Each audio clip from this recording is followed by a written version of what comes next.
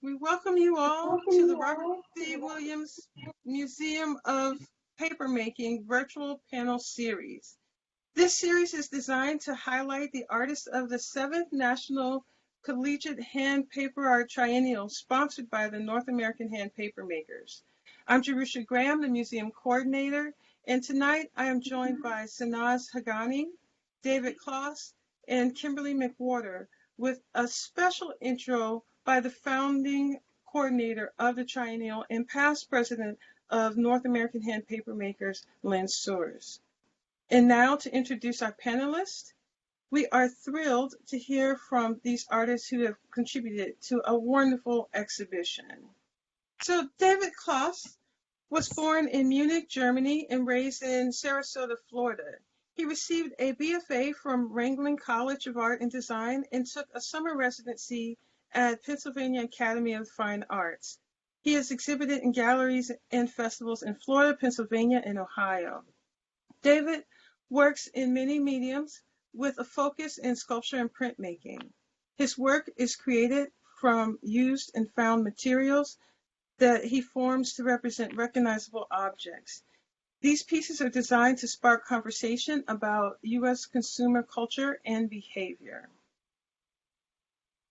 Sanaz Haghani is an Iranian visual artist holding an MFA with distinction in art from the University of Georgia and a BFA in graphic design from Soureh University in Shiraz, Iran. She is an adjunct professor at the Rowan Cabarrus Community College.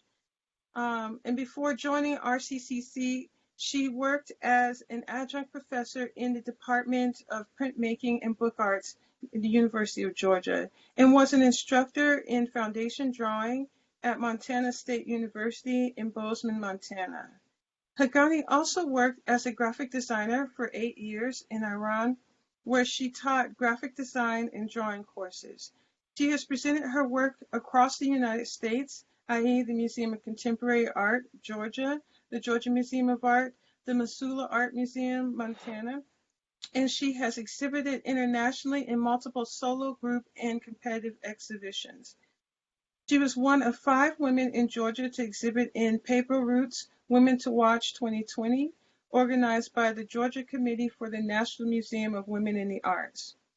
Her work has been featured in publications such as Voyage ATL, The Atlantan, Shout Out Atlanta, The Hand Magazine, College Book Art Association, Mid-American Print Council Journal, and Burnaway magazines. Kimberly McWhorter is from Birmingham, Alabama, where she currently teaches at multiple schools across the state.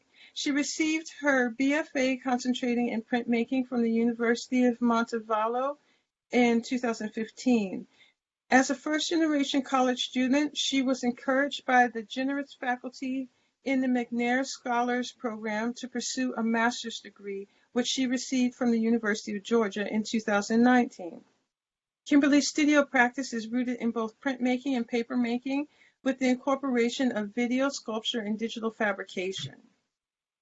The rituals that accompany making and collecting multiples play an important role in her work, for it is in the repetition and accumulation that brings forth narrative and transformation.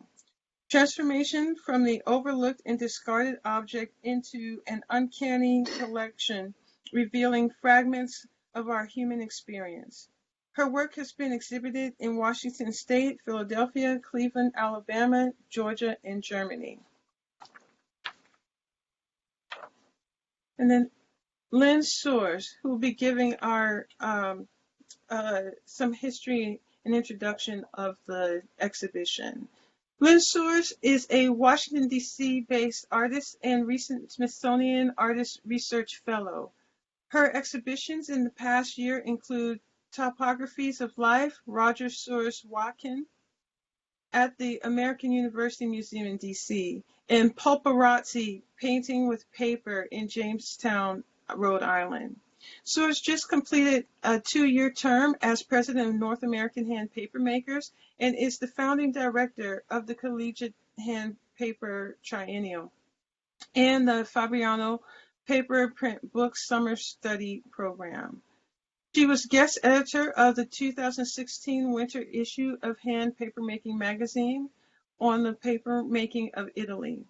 In 2019, Soares was in residence at the Museo della Carta e della Filigrana in Fabriano, Italy, with Tom Leach, collaborating on their book project La Mano dell'Uomo, to be published by the press at the Palace of the Governors. Other recent artist residencies were at the Museo Moli Paperer de Capellares, excuse me for my pronunciation, in Spain, and the Pittman Cochrane residency at San Miguel de Allende, Mexico. In Sri Lanka, she was a U.S. State Department American Artist Abroad. Her artist books have appeared in several published collections, including the Pinland Book of Handmade Books. Her handmade paper artwork is held in collections including the United States Department of State, the U.S. Library of Congress, Yale University, New York Public Library's Schomburg Collection, the Fabriano Museo della Carta e della Filigrana, and the Robert C. Williams Museum of Papermaking. Lynn has been a visiting artist at universities and museums including SMFA at Tufts University in Boston, Washington U, St. Louis, Missouri, Kyoto Institute of Technology, Japan, Universidad de Barcelona in Spain, IMOGA Museum in Istanbul, Turkey, and UNAM University, Mexico City, Mexico. All right, I'm going to pass it off to Lynn. I'd like to thank Jerusha Graham, my colleague at North American Hand Papermakers and fellow artist, as well as Virginia Howell and the Robert C. Williams Museum of Papermaking for inviting me to participate tonight. In the late 1990s, I was on a plane to Atlanta when the idea of a national competition for college student paper artists occurred to me. Meeting with Cindy Bowden at the Paper Museum that she directed, I pitched her the idea, and she liked it. With the optimism of people doing something for the first time while thankfully not knowing what it all would entail, we set out as co-directors. The mission of the exhibition has always been to generate exposure and recognition of artwork being done at the college level, using the students' own handmade paper as the primary medium. The means of entry, we decided, had to be made easy for students, so we determined that the colleges themselves would pay the entrance fee and help arrange the entry applications for their best students.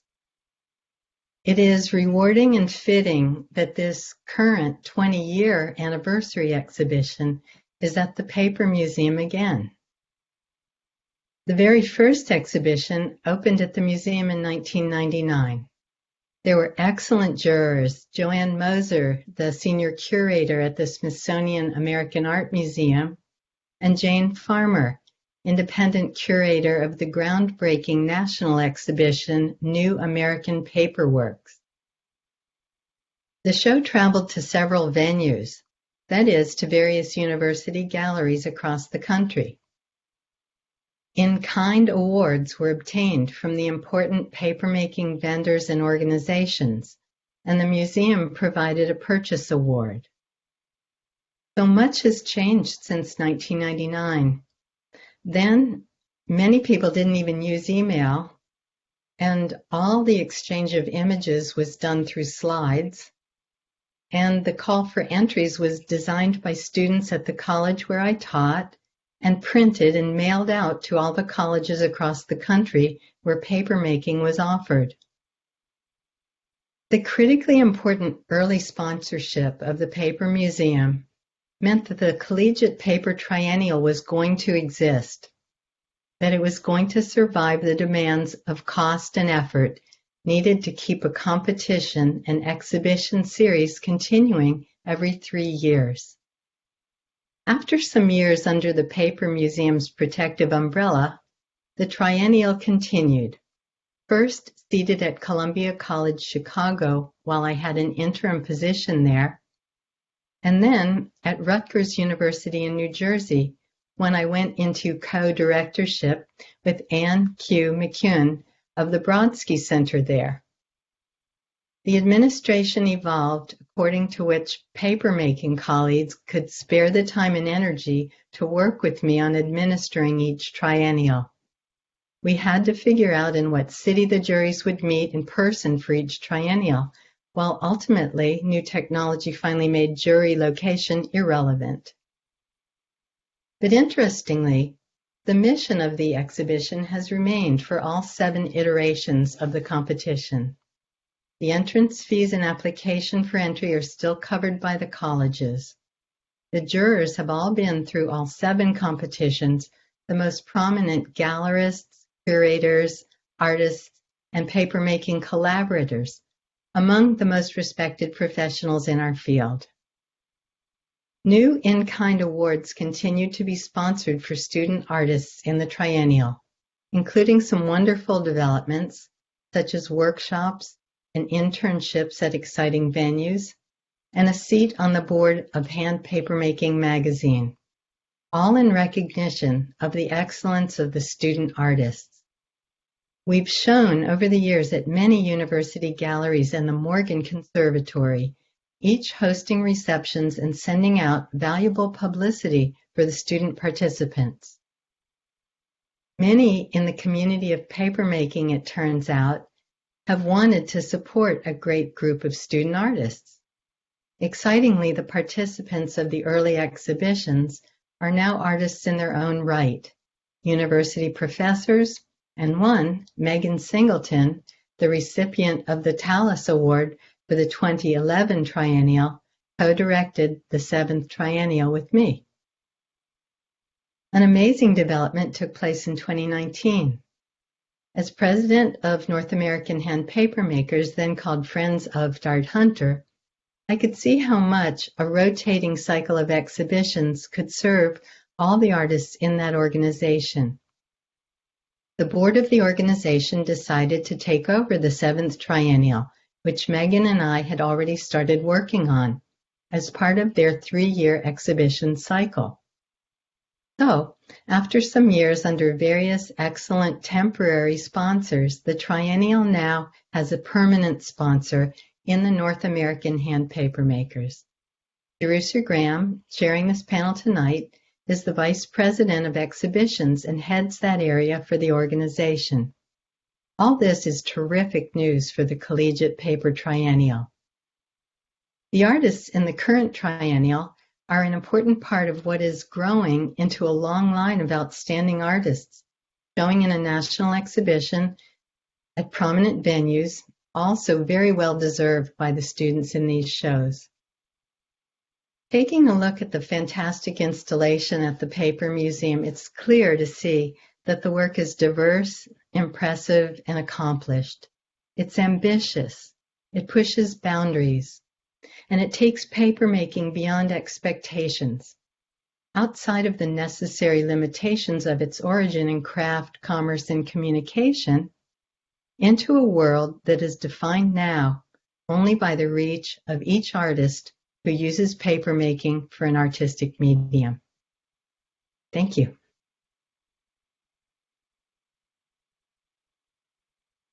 Thank you, Lynn.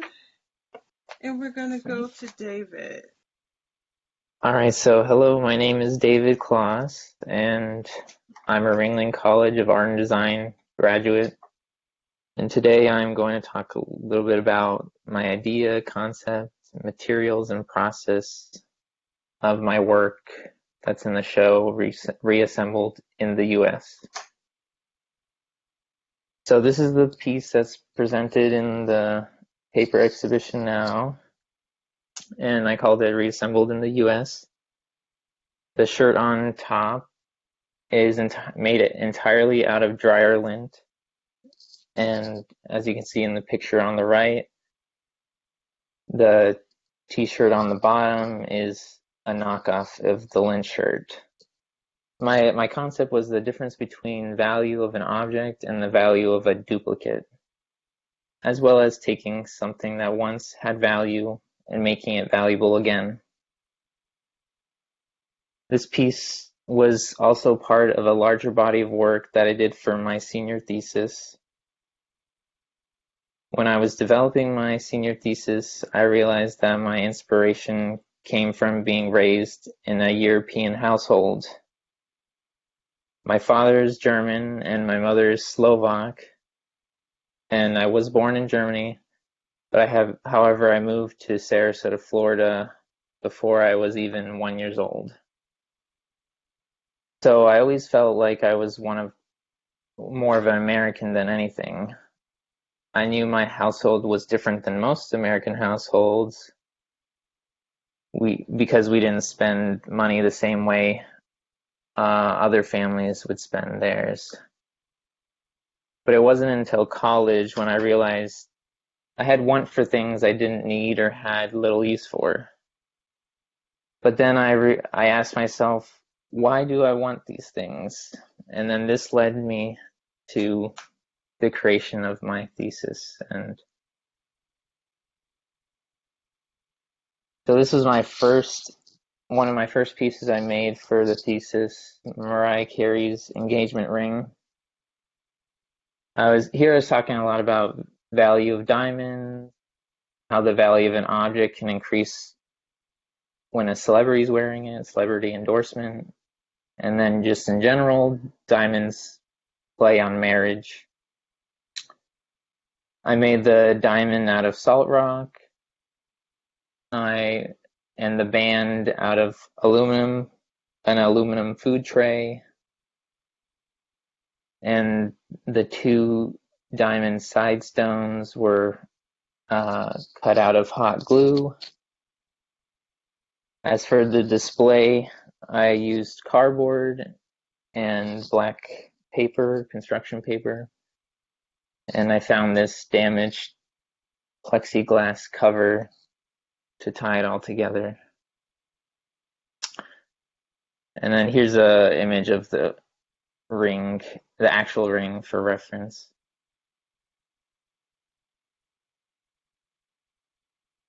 Another piece I did for my thesis I called Spinner. I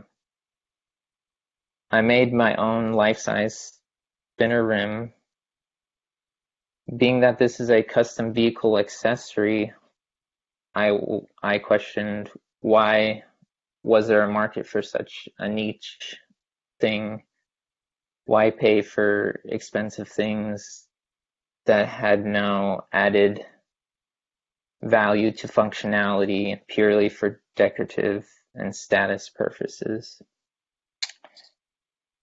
So I made this tire rim entirely out of found and scrapped cardboard, and glued it all together and wrapped the inside wrappers of chip bags around for the silver portion, and I used a Sharpie for the inside black area.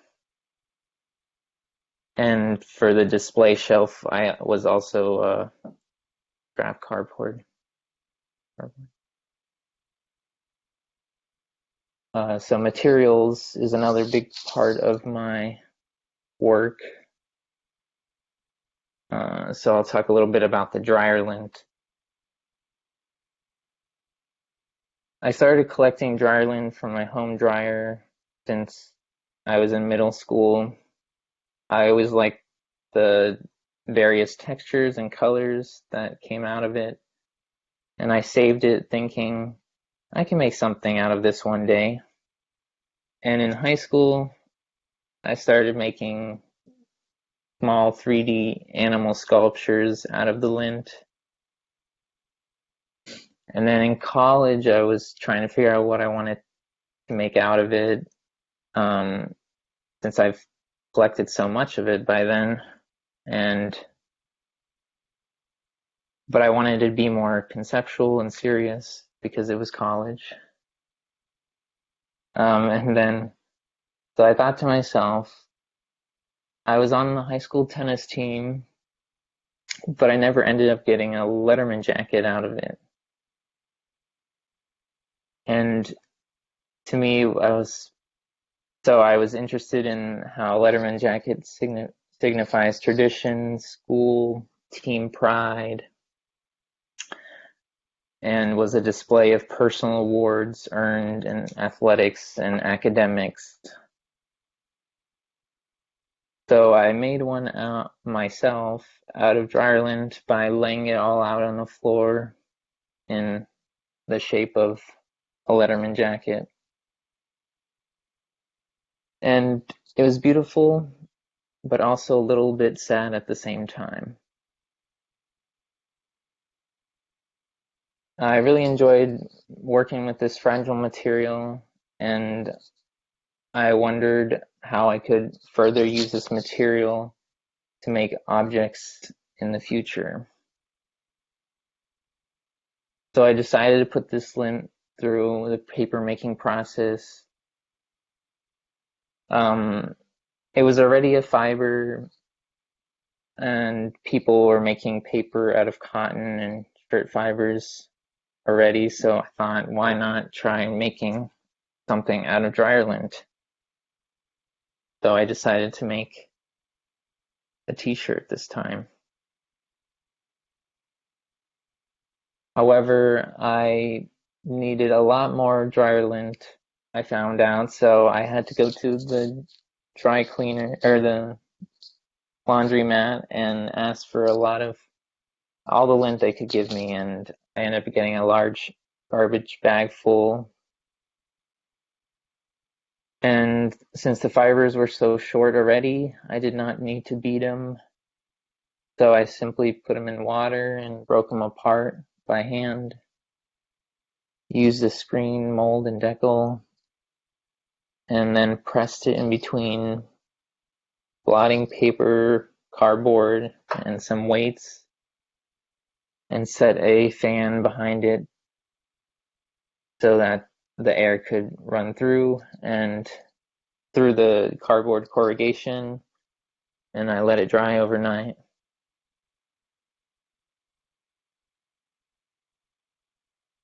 It definitely came out better than most people, including me, were expecting. It was a lot stronger than I was expecting too, and on the left you can see is a test that I did, the first one. And then the second time on the right, I ended up making the paper thicker to add a little bit more structure.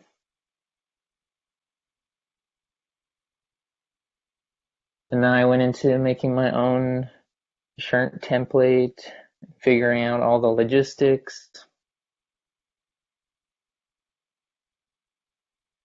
And then I cut out all of the sheets of dryer lint paper and glued them, all the parts together. As for the screen print, the design ended up being a creation of my own. I mashed up several different warnings found on shipping labels, like the flammable symbol, as well as handle with care.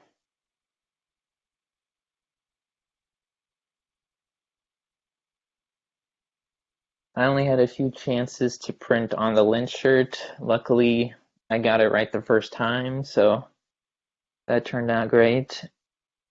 And then I printed the design on several gray shirts of different sizes for the knockoff part of this piece.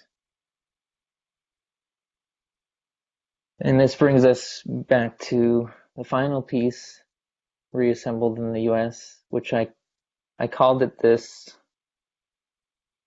because the lint came from a laundromat and I had no idea who, what, where, what was in this lint, but I reassembled it into a single shirt To me, this piece raises conversation about the many roles t-shirts as well as clothing takes in our U.S. society. T-shirts being a very common clothing item, yet some are sold for cheap prices and others sold for thousands of dollars, surprisingly. I realized clothing prices were not dictated by material or labor costs, but rather factors such as perceived social status, celebrity endorsement, brand name.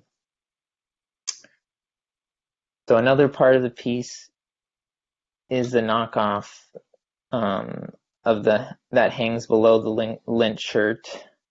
Both look similar, but aren't completely identical. This is a comment on how knockoffs of higher value items are sold to consumers at lower prices to get consumers to buy that personal connection to that art. A similar example would be when museums sell a postcard of the Mona Lisa. It's a cheaper way for everyone to own it without actually owning the piece itself. U.S. consumer culture has radically evolved over the last few hundred years. We no longer value material and means of production, origin, craftsmanship, handmade, the same way we used to. The consumer industry learned that we rather buy an emotional connection. We put so much value in the item that we are given the most empathetic design and advertising.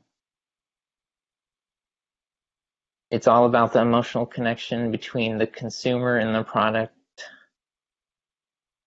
But above all, I think the most fascinating layer of this piece is that it's art. And I find it very ironic that I'm talking about consumer culture, yet art is such a big player in that culture. My intent is that the average visual consumer of my work sees this and has questions, raises conversation about our current consumer culture. So thank you for coming out and listening.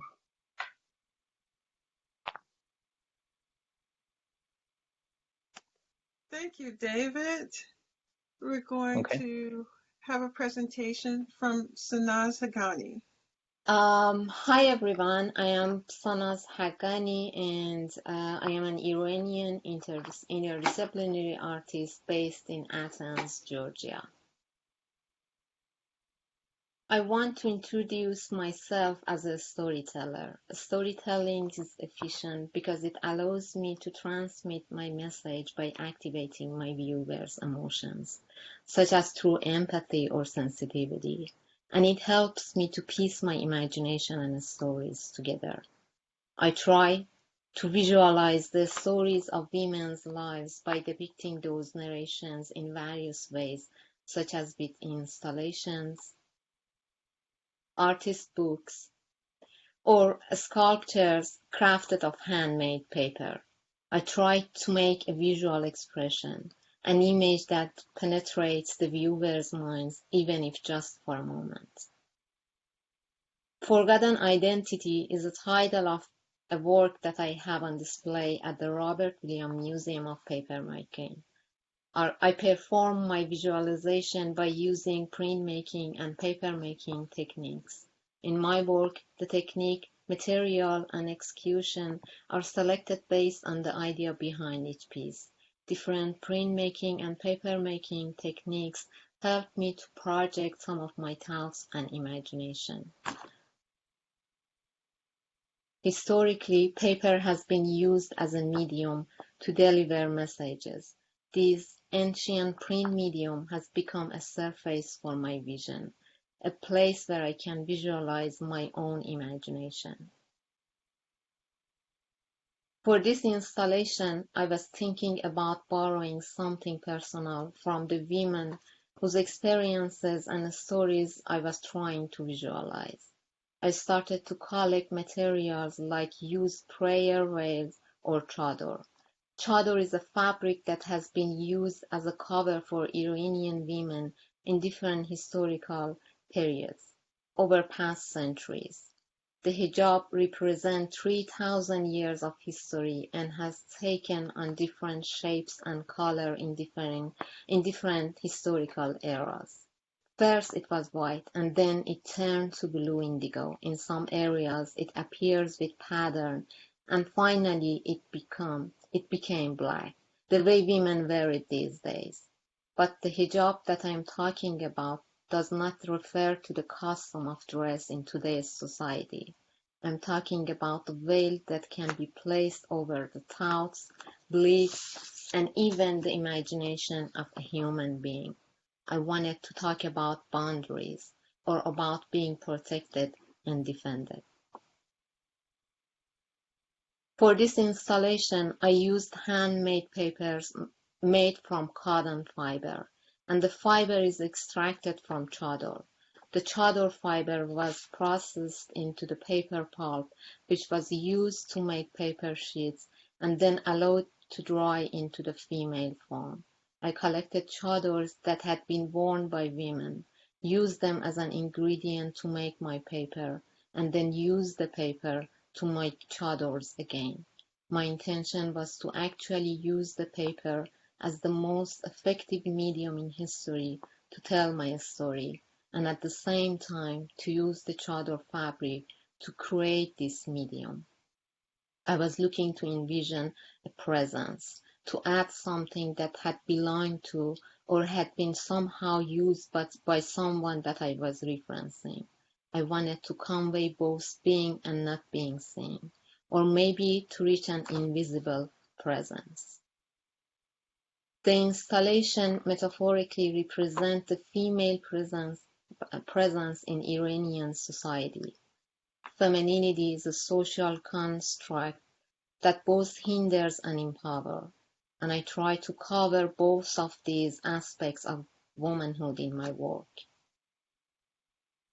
The work represents women's lives where there is no justification for the cruelty that is thrust upon them and the suffering that dominates their daily duties, while the multitudinous number of figures points to the beginning of a movement toward freedom. The hanging printed paper, the black color, the matte quality of the paper, and the women figures imply the fact that happens over and over again, like an endless story that repeatedly heard. In fact, each sheet of paper is an embodiment of the present, or a memory that has penetrated in the fiber of the paper. I want to say thank you. I am finished with my presentation and just wanted to thank you all for your time and also inviting me to talk about my work. Thank you, Sanaz. Mm-hmm. And we, last but not least, are going to go to Kimberly McWhorter.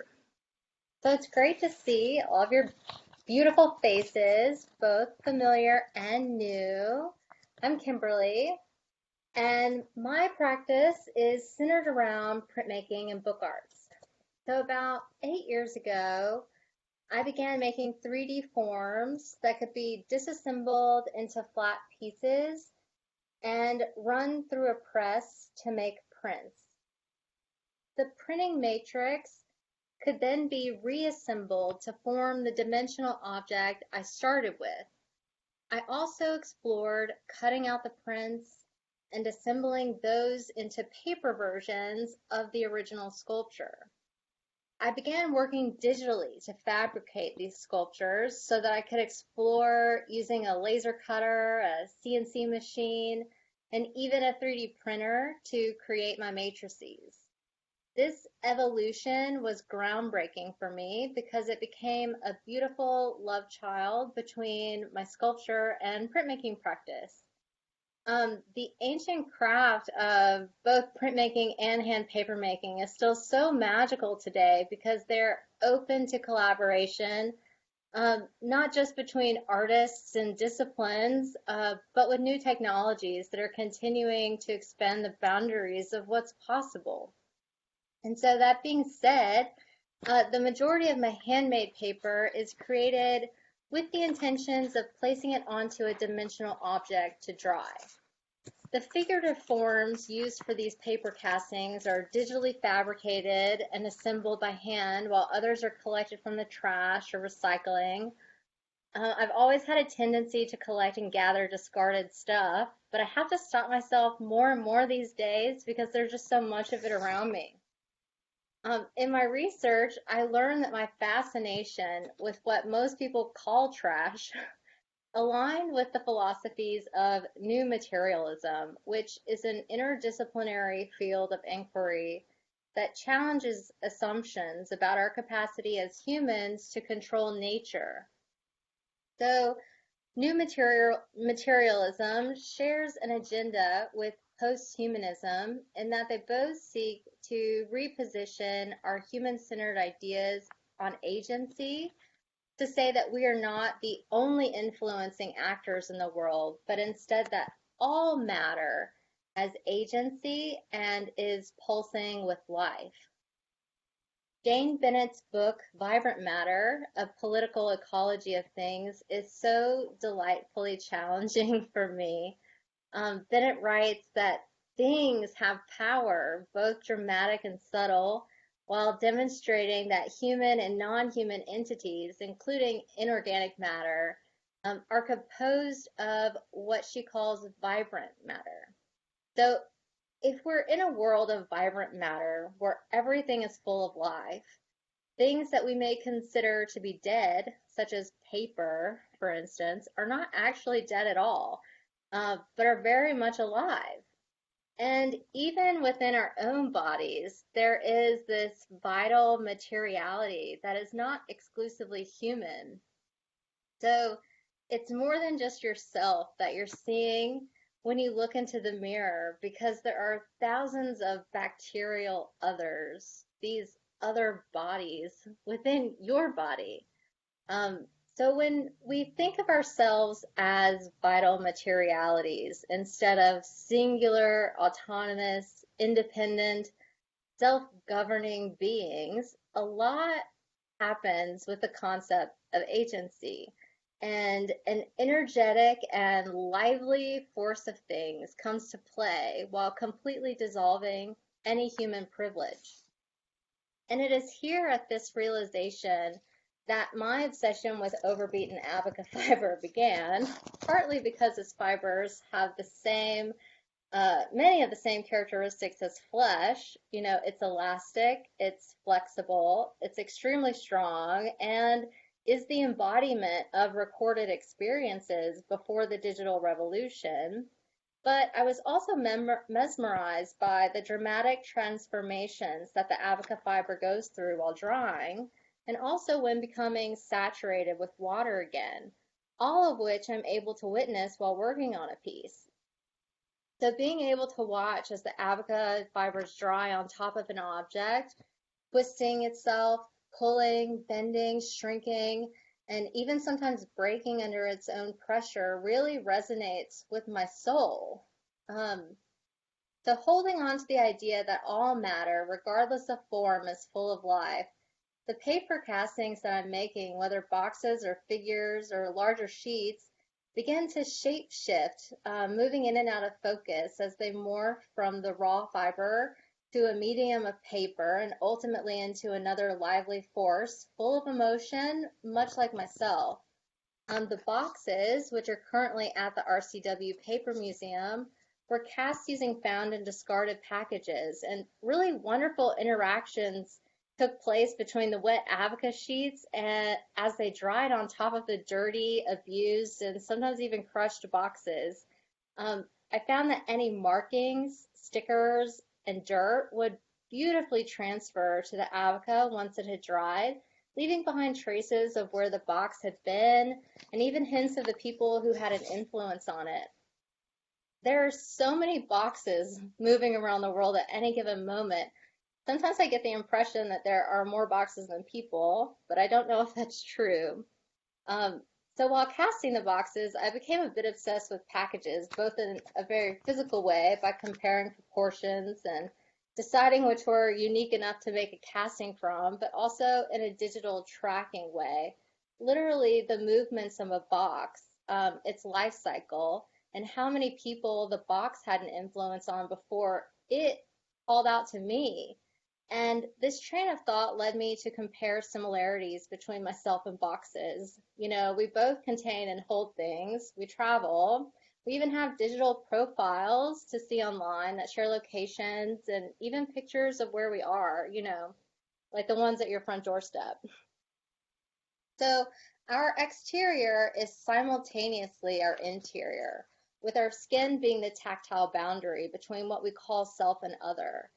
So the body becomes a paradox of being both contained and container at once, and our attention is continuously focused on the limitations of the body as an object and the limits of our physical extensions into space. We find ourselves grounded into our bodies from which we experience the world. This installation that you're seeing now, or if, is my attempt to demonstrate these parallels between human and non-human, self and other, and even soul or consciousness, but not as defined by neuron transmissions in a science way, but of a spirit. The installation is three main parts: cast paper sheddings, a figurative form from which the paper castings were actually made, and a video projection, all linked by 16 feet of reflective mylar. The paper castings range in color from light blue to intense dark blue, where the darkest blue stops, a foam hybrid figure stands, but without distinct legs, and projecting from within its chest cavity is a glitchy video of a slow walk through a pathless woods, a wandering, if you will. All of these hybrid bodily forms, including the boxes, represent a life cycle or a loop between the strange experience of being digital and being plant, being mineral and being flesh, and having memory or records of time to carry along the way.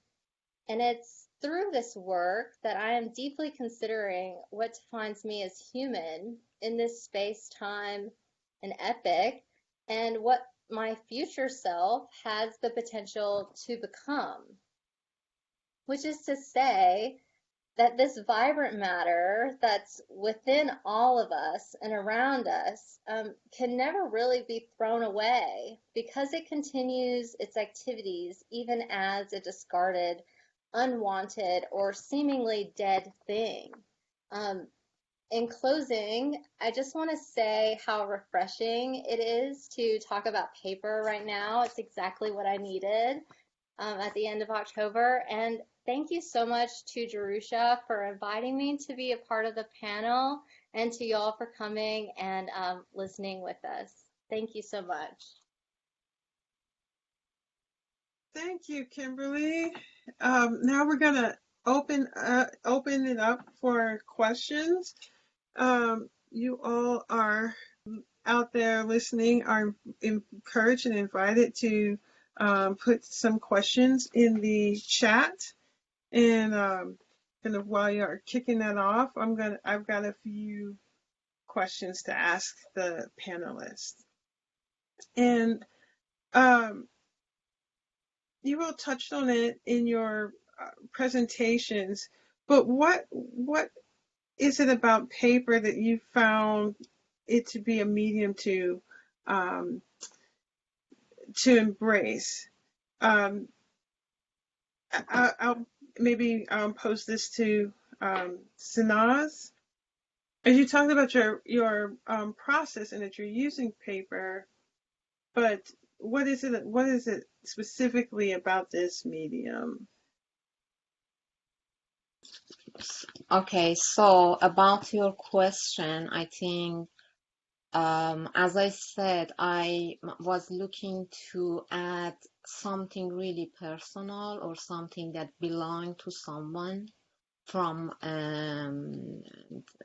Iran, and I started to like embedded some object between two sheets of paper, and then I started to think that actually instead of adding something or like embed something between use the actual, instead of using the actual object, I can use fabric, make it like a pulp, and then make the paper from the fabric that I wanted to use. So one of the reasons that I started to really like paper making, and I started to like do more research about these different techniques in paper making was because of that, because I realized that I can choose the fiber of the paper, and I can like make something really personal from that. And then the other things is I think paper is, I like the duality of the paper. I think it's at the same time, it's delicate and it's flexible. So, and you can, it can be really transparent, or by adding some pigment or um, using different fiber, and add some ink to the paper, you can make it like a really heavy object. So all these different aspects of the paper like push me to use it, and also because I am printmaking major, so I usually use paper to print on. Thank you. Um, Another question is, this is the panel on paper as installation. So how does your approach change when you're thinking about producing a 2D piece versus an installation? This is for all of the panelists. Well, it's very different for me. I used to work a lot in 2D and printmaking, and then I moved to sculpture in my senior year, and I was very like focused on the object and making that object. But then once I made it, the teachers would say, "All right, so how do we display this?" And there was just so many ways to display a 3D object, and you always want to get the best display for it. So with my work in particular, it never worked to just put it on a pedestal or something like that. It kind of fell short, and it wasn't giving it the justice it needed. So I had to put a lot of thought, and I'm still learning to think about play as a big part of the piece itself, because uh, yeah, it's just interesting how important this display of a 3D piece is versus a 2D piece, because a lot of the times 2D works can be framed and hung, or there's many clear-cut methods to doing that. Did either one of you, Kimberly or Sanaz, want to address that? Yeah. So a lot of my work is modular and composed, like Sanaz's, of many elements, similar, both like small and large, and they can be arranged in accordance to what the space itself calls for, where the installation is going to be. But what I've thought a lot about and still working with today is how the viewer is going to interact with that piece, and how I can give them chances to see themselves in the work, whether that's through like lighting, how I'm focusing a light, knowing that if a viewer walks up to a spot, then they're going to see reflections of themselves onto what they're looking at, or if it's in like an elongated space, how to make the viewer, or how to direct the traffic through the installation. So it's something that I think you think a lot about. Sometimes I make like a maquette, like a small model of a space, whether that's just a drawing or a 3D rendering, to see what it'll look like, because you never really know until you get into it, unless you have the blueprints. And then I have two more questions, and then I think we will have to bring our discussion to an end. The first being, um, are any of you concerned with the effects of sag due to gravity or lighting or humidity on your installations? And if so, what do you do to combat this? A lot of my work ends up not being permanent in the end.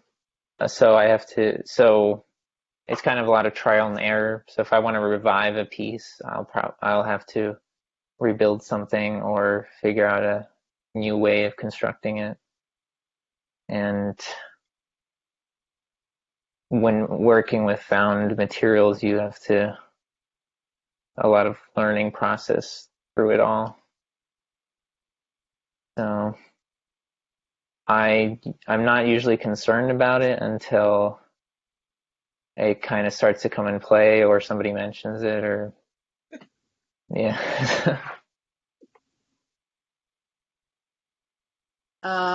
About my work, I think I kind of knew that, especially when I want to ship them somewhere, the figures are like, they are super lightweighted, but I need to have like really huge boxes. And even if I add so many like fragiles and labels, but they never work. I mean, for example, last time when I get some of my figures, they were like pressed. The box was pressed because when you the box is huge, but when you like carry it, it doesn't have any weight. So because of those problem, I usually, like, for example, for this installation, I think I made 500 figures or 500 sheets of paper, and right now I think I have 200 of them. The rest are gone, and like they pressed when I ship them somewhere, or sometimes maybe because I made some of them like thinner than the other one, and I put them in the storage and it was humid, so when I opened the box, they were like reformed, so I changed, I recycled them, I reuse them in my other works. But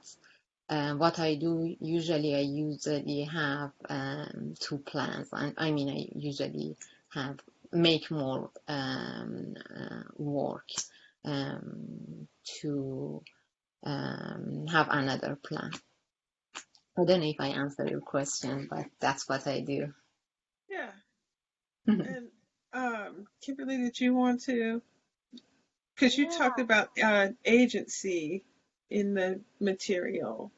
yeah, and well, and the question was about like humidity and moisture and things, and Avica's tendency, or always its reaction to getting saturated with water again, is to turn back into like, it loses its form, it's looks like raw fiber again almost.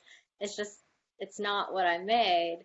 Um, so I am always concerned. Like I would never carry the pieces out in a rainstorm or anything, but I think that they've stood up really well, being in some pretty rough um, places without air circulation, down here in the hot south, you know. So the last installation shots that y'all saw were in a really raw space.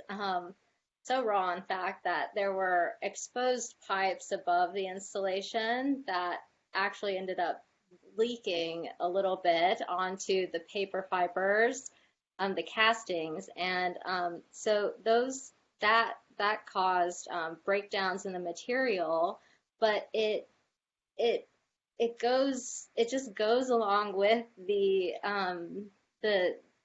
philosophies that I'm reading about and really connecting to right now. Just, you know, this materiality continues through all forms. And so it never really stops being active when it's lost the value that I've had from it. So its purpose with me, once that's gone, it still holds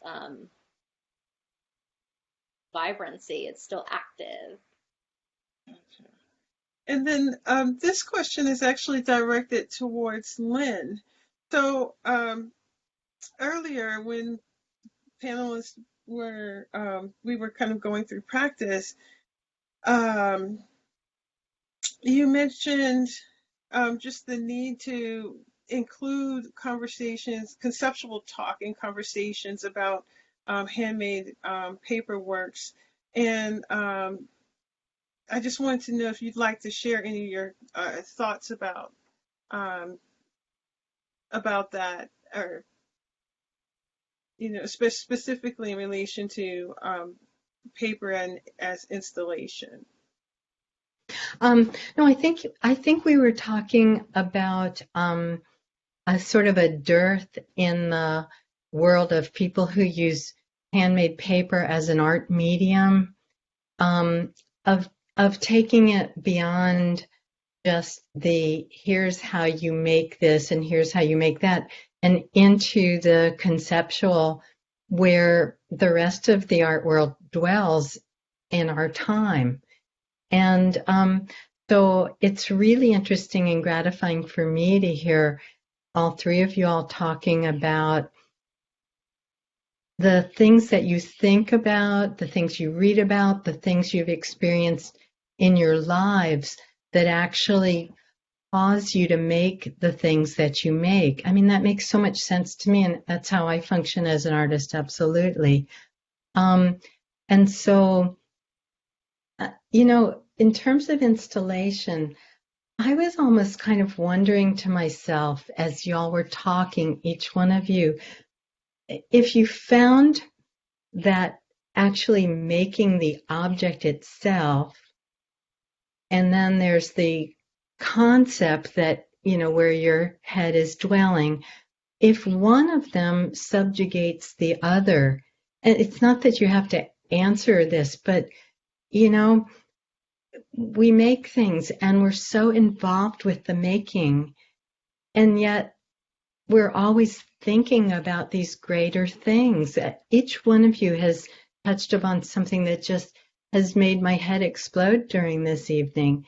And so the making's important, the thoughts are important, and I just wonder, you know, how is paper and installation going to be a continuing part of your practice, or is it?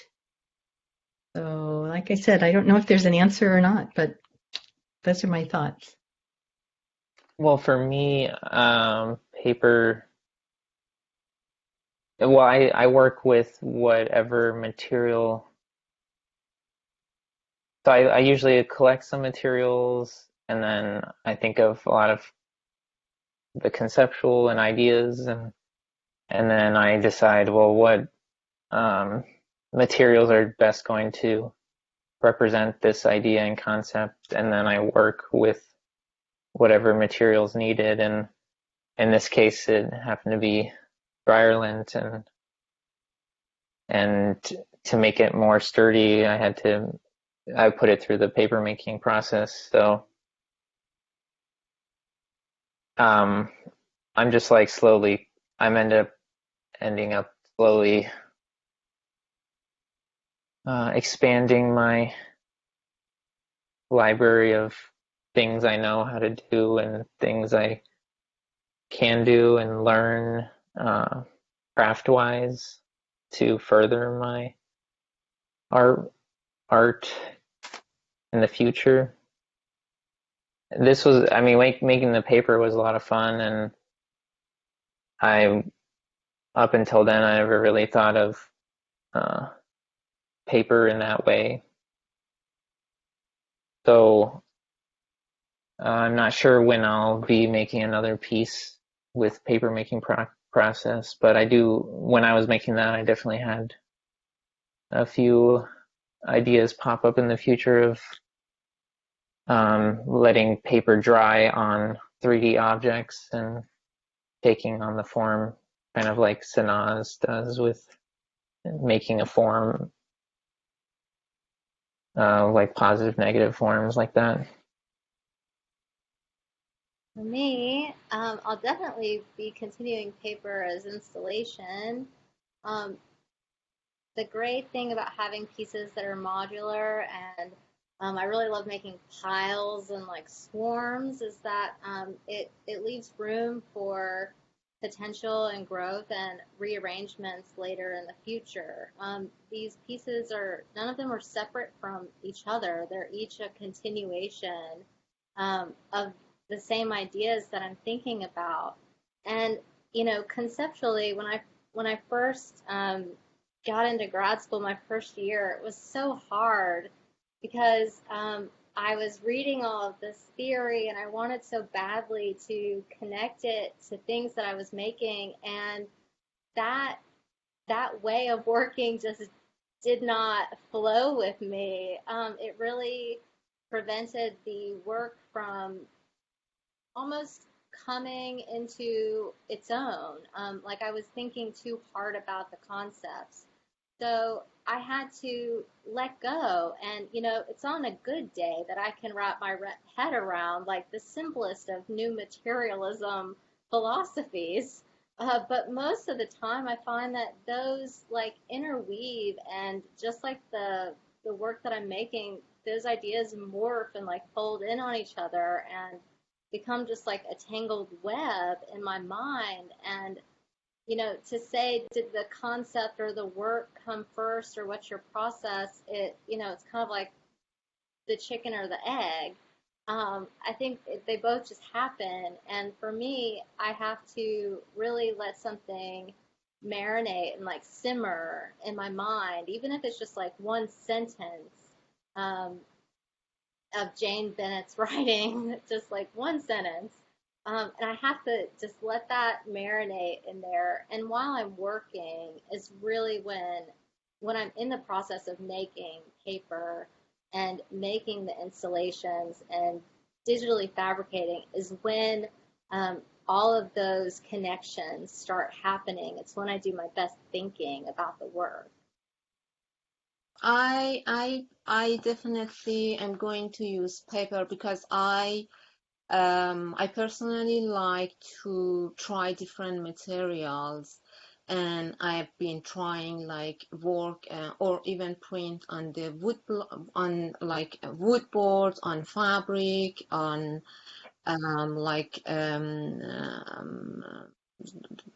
I changed instead of using the like copper plate as a plate to print, to get print from that, I use it as a piece of work.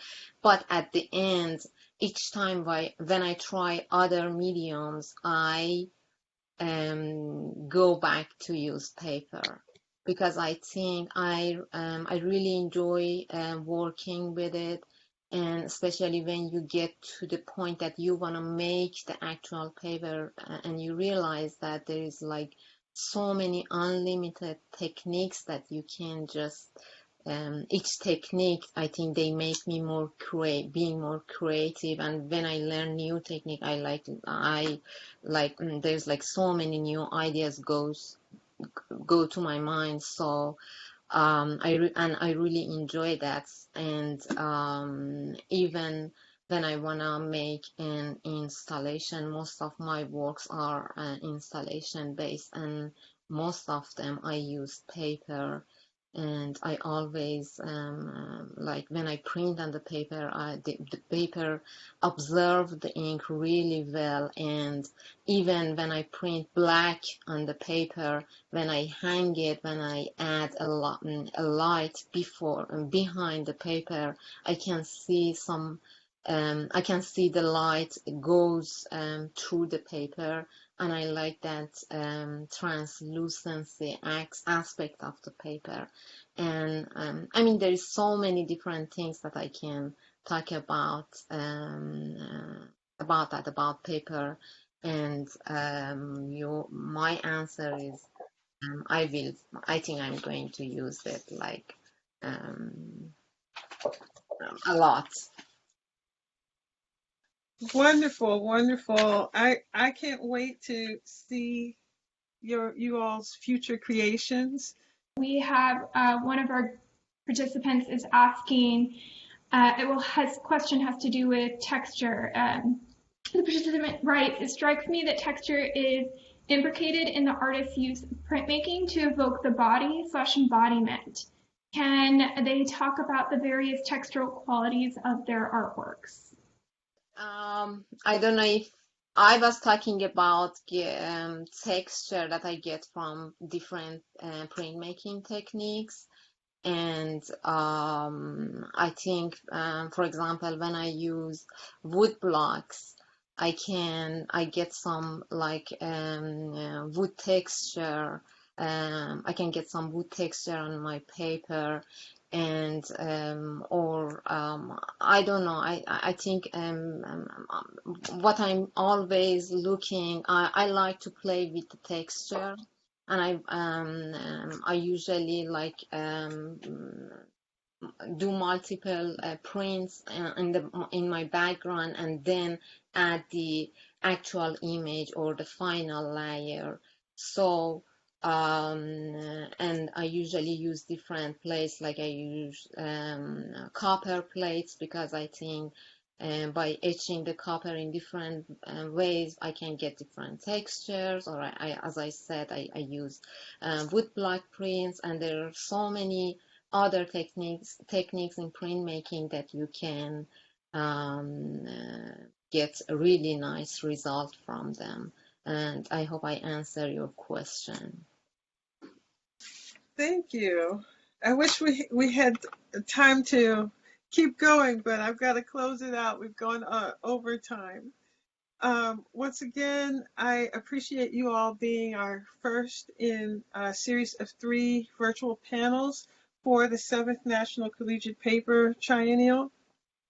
Thank you, Lynn, for having this, being the mother of this brainchild that's been going for 7 exhibitions.